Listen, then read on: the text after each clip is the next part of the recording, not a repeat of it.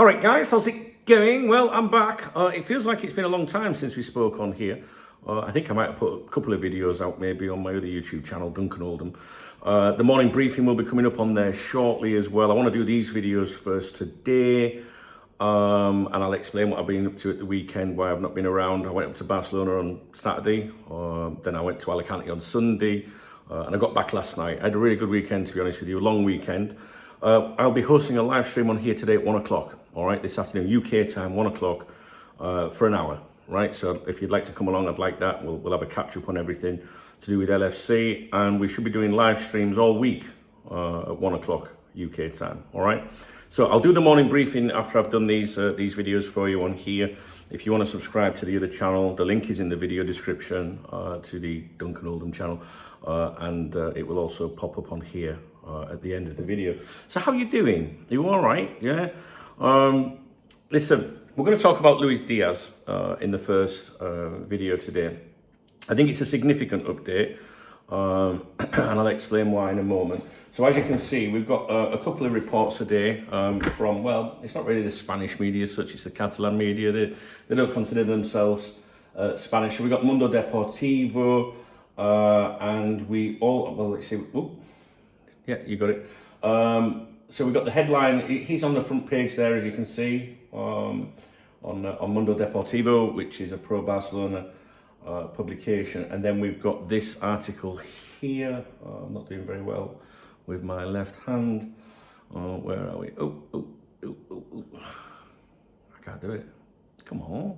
There we go. Let's just leave it like that. So that's Mundo Deportivo, and we have Sport as well, which of course is another pro-Barcelona publication. Sport's a little bit better, I think, than Mundo Deportivo, to be honest with you. And I'm going to I'm not going to read the articles to you, but I'm going to explain to you what the latest state of play is, if you like. Now, and it's interesting, and I'll explain why it's interesting in a minute. So, the promise that brings Luis Díaz closer is that article, and the other one is all in on Luis Díaz, which we know all this anyway, don't we? I feel like we've been talking about this since, I don't know, since forever. We know that they want Luis Díaz, and we know that he wants to go to Barcelona, and I believe Liverpool want to sell him to Barcelona. But Liverpool have been insisting that they're unofficially, right, because Liverpool publicly are saying he's not for sale, right, and the mooted valuation is 80 million euros. Now, me being a clever boy and all that, I worked it out as to how much that is. I think it's £67.6 million. There we go. I went to the cafe this morning. That's where I like to go and read all this stuff for you. And let me explain something to you, right? And then I'll tell you why I think it's interesting. So basically they say the Colombian has already turned down a lucrative offer from Saudi Arabia. I believe that. I think that it's Barcelona or Liverpool for Luis Díaz, right? Going forward, his role will be key in making his move to Camp Nou happen. This is something we've spoke about for several weeks on here, that the media, those two publications, have been putting out that, you know, he's going to have to force a move, really. He's got to have to put pressure on Liverpool to make it happen. And then following those claims, remember, Luis Díaz then spoke publicly. Do you remember? What was it, last week or something? And then they responded again by saying, there he is, he started putting the pressure on Liverpool, right? But they're re-emphasising that he has to put pressure on Liverpool if he wants this deal to happen.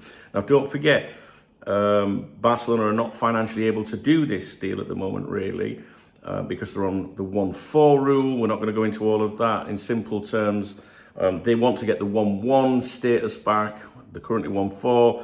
If they get the 1-1 status back, it means that they can push ahead with an attempt to sign him. That should be reviewed at the end of June. So basically at the moment, Luis Díaz has got to sit tight, which is why you're not going to see him sign a new deal with Liverpool. He only signs a new deal with Liverpool if Barca collapses, right? So at the moment, they can't really do anything, right? So that's why I was surprised when we heard that Barcelona had, and this is the key word, approached Liverpool last week. I think last week I said, Barcelona won't be bidding for him anytime soon. And then the next day it said, you know, Barcelona approached Liverpool. But approaching and bidding are two very different things, right? If they'd said bid for him, I'd have been like, well, how the fuck are they going to do that?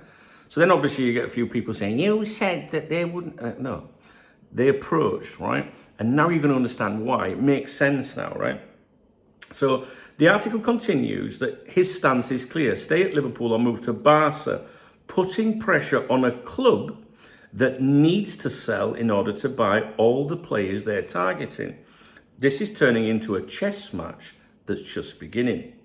Barca already have a closed agreement with Luis Díaz. So basically, personal terms agreed. You know, sometimes people say, well, personal terms can't be agreed until a fee's accepted and permission given. But obviously, personal terms happen in the background. And now it's time to go head-to-head with Liverpool, who maintain that the player is not for sale. A classic negotiating stance in what's clearly going to be a long transfer saga, and I think it is going to be. But there's one detail that Barca are clinging to, and this is where it gets important. Well, interesting. Liverpool's promise to let Luis Díaz leave if an offer comes in for an agreed upon amount, and it's much lower than the 80 million euros figure being circulated. All right, so just think about that for a minute. That's 67.6 million.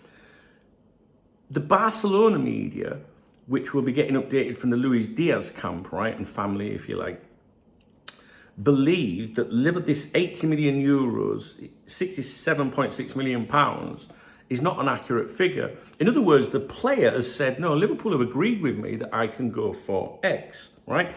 And that now explains to me why Barcelona made that inquiry last week, right? So that was, in my opinion, from reading all of this, and this is basically mirrored in both of these publications today, Barcelona made that approach last week to see what the crack was with with this figure that he thinks he can leave for, right? So that can't, because I was really surprised, you know, like that Barcelona made the approach last week. I was like, well, what are they doing that now for? They can't do anything. But now it makes sense. So Liverpool say, no, you know, he's not for sale. And then it's unofficially put out there, well, 80 million euros might get him, right? And Barca are basically like, hang on a fucking minute, we know, because of him, that you've agreed to let him go for less. And that's why I think we saw that last week. Barcelona going in and saying, hang on a minute, what's the crack? That's the approach, right? That's the inquiry, not the bid. So, the Colombian has hinted at this verbal agreement, encouraging Barca to make their move, right?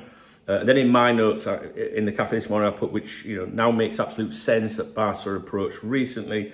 I was confused about that, as they don't have the ability to deal now, but now it makes complete sense, as they were fishing.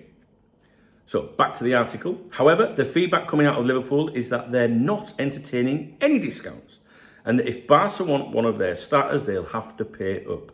This discrepancy in narratives is slowing down negotiations, but Joan Laporta, that's the president of Barcelona, is not in a rush, believing that if Díaz remains firm, the deal will eventually fall into place. In other words, Díaz, put pressure on Liverpool, don't be pushed around, you've got a verbal agreement, stick to it, force it to happen. And I don't like it when I start hearing of Liverpool players forcing things. We've seen this before a few times in recent years. I just don't like it when they talk about forcing a move or whatever. What's clear to everyone at Barca is that they cannot pay 80 million euros for Luis Díaz, not only because he has 2 years left on his contract, but also because he turns 29 in September. Either Liverpool honour the promise they made to Luis Díaz, or this deal is going to get complicated. Barca do have plenty of other options on the table, and I think that conclusion in the reporting was like a gentle nudge to Díaz, just to remind him. Do you know what I mean? So we read this and cover this. He does. His family does. His representatives does. And the concluding part of the article was, well, you know, they've got other options, which is Rashford, for example. He's another player that they're looking at. But in one of these articles today, it said that they're not interested in him, basically. So just 1 second. I hope I've done a reasonably good job at trying to explain to you what's happening here.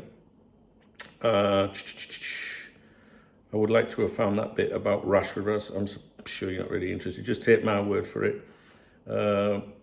Barcelona remains unconvinced for several reasons by Marcus Rashford. That was in that article, actually, in Mundo Deportivo. I don't think I need to confuse you too much. Not confuse you, bore you too much about this.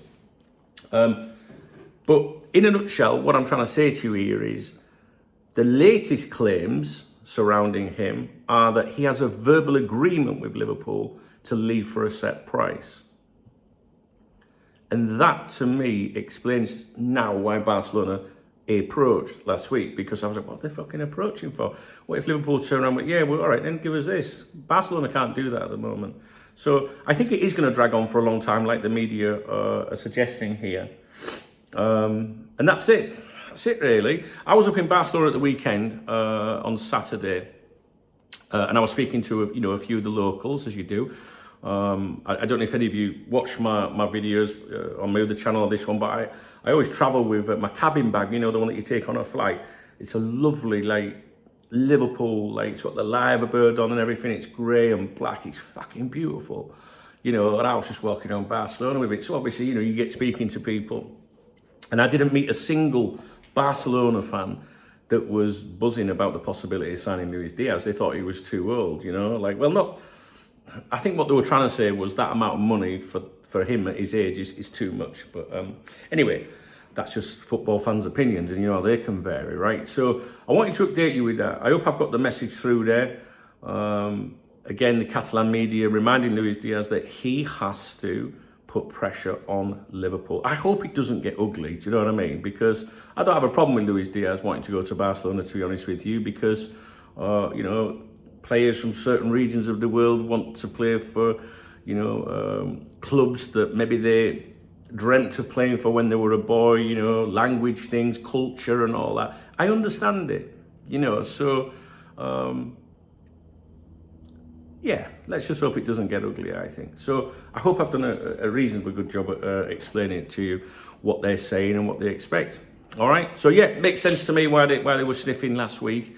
Now it's a case of, well, Liverpool, you got an agreement with him, so you're going to have to do it. If Liverpool say, fuck you, then it's going to be on him to try and make it happen. But I think it is going to drag on for a while. All right, guys, I'll get off. Sorry if it's all over the place. It's my first video back since last weekend. Not that because they're all like that, aren't they? I'll get off. If you appreciate the update or found it slightly interesting, if you understood it, please, thumbs up the video. Drop me a comment. If I didn't explain it very well, just mention it in the comments and I will explain it to you. And if you want to get me a coffee, no beer. I don't want any beer after the weekend. There's a love art under the video. That's the super thanks button. I always give a shout out to everyone that does that. In fact, I'm going to go over to my other channel in a moment and record my morning briefing and thank everyone from the last couple of days that's done that. All right, guys, I'll leave it with you. I've got other stuff coming up that you might find interesting. Don't forget, live on here at 1 o'clock UK time this afternoon. All right, guys, cheers.